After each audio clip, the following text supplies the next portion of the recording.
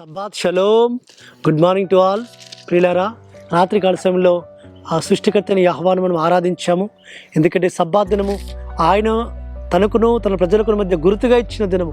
కాబట్టి నిత్య నిబంధన ఇచ్చిన విశ్రాంతి దినమందు, ప్రతిష్ఠింపబడిన దినమందు ఆయన పరిశుద్ధమైన జనాంగముగా చేరి ఆయన ఆరాధించాము కదా. ఆ సబ్బాత్ ఆశీర్వాదాలతో ఆయన మనల్ని నింపుతూ వచ్చాడు కదా. ఈ ఉదయకాల సమయంలో కూడా పరమతని సన్నిధానంలో ఆయన అనుదిన కృప వాక్యం మనం విందాము. 2 దినవృత్తాంత గ్రంథం 20 అధ్యాయం 20 వచనములో, మీ ఎలోహిమిని యెహోవాను నమ్ముకొనుడి.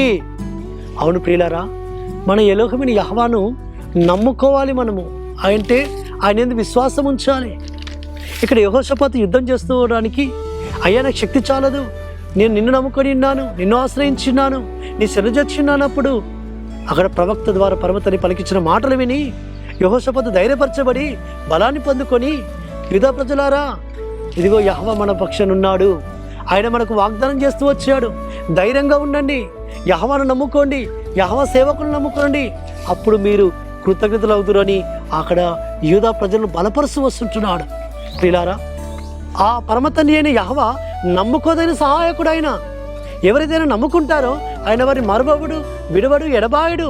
వారి పక్షంలో ఆయన ఉంటాడు, వారికి మేలు చేస్తాడు, వారికి విజయం ఇస్తాడు, వారికి తోడుగా ఉంటాడు ఆయన. కాబట్టి ఆ మనుషులు నమ్ముకున్నట కంటే యెహోవాను నమ్ముకున్నట మంచిది, మేలు. మనం మనుషులు నమ్ముకుంటుంటాము, మనుషులు మనకు సహాయం చేస్తారేమో, మనుషులు మనల్ని బలపరుస్తారేమో, మనుషులు మనల్ని ఆదరిస్తారేమో, మనుషులను ధైర్యపరుస్తారేమో అని మనం అనుకుంటుంటాం. మనుషుల ప్రయత్నాలు, మనుషుల ఆలోచనలు, మనుషుల ధైర్యము, మనుషుల సహాయం వ్యర్థము అనుంది వాక్యం. సర్వోన్నతుడైన సృష్టికర్త అయిన యెహోవాను నమ్ముకున్న వారు ధన్యులు అనుంది. ఎవరైతే నమ్ముకుంటారో వారు ధన్యులవుతారు. కాబట్టి యెహోవాను నమ్ముకున్న వాడు ధన్యుడు. ఆయన సన్నిధిలో కనిపెట్టుకుని వారందరూ కూడా ధన్యులు.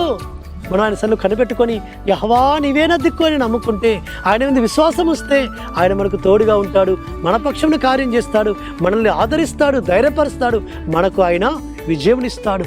ప్రియులారా, కొన్ని సందర్భాల్లో పరమతని అంటూ వస్తున్నాడు, నీ ప్రక్కనున్న నీ భర్తను కానీ నీ భార్యను కానీ నమ్ముకోకు, నీ పిల్లలు నమ్ముకోకు, నా అన్నదమ్ములు ఉన్నారని అన్నదమ్ములు నమ్ముకోకు.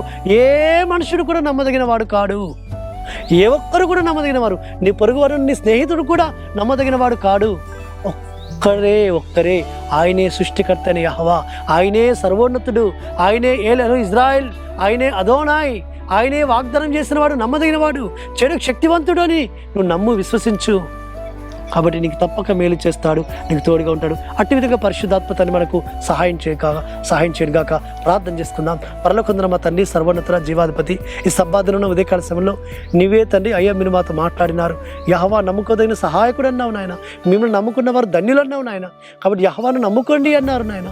కాబట్టి తండ్రి అయ్యా, మిమ్మల్ని నమ్ముకొని మీ మాటలు ఏ సేవకుల ద్వారా అయితే పలికిస్తున్నారో ఆ సేవకుల చూస్తున్న మాటలను నమ్ముకొని అయ్యా మేము మీ చేత కృతజ్ఞతలు అవుటకు సహాయం చేయమని ప్రార్థిస్తూ, మీరేమో నడిపించమని ప్రార్థిస్తూ, మారశకుడు విమోచకుడు నజరేయుడైన యెహోషువ మెస్సియా అతి పరిశుద్ధమైన నామమున స్తుతించి ప్రార్థించి వేడుకుంటున్నాము తండ్రి. సర్వోన్నతుడు సర్వాధికారి యెహోవా ప్రేమయు, యెహోషువ మెస్సియా కృపయు, పరిశుద్ధాత్మ ఆదరణ నిరంతరం తోడుగా ఉండి ఆయన మనం బలపరచును గాక. ఆమేన్.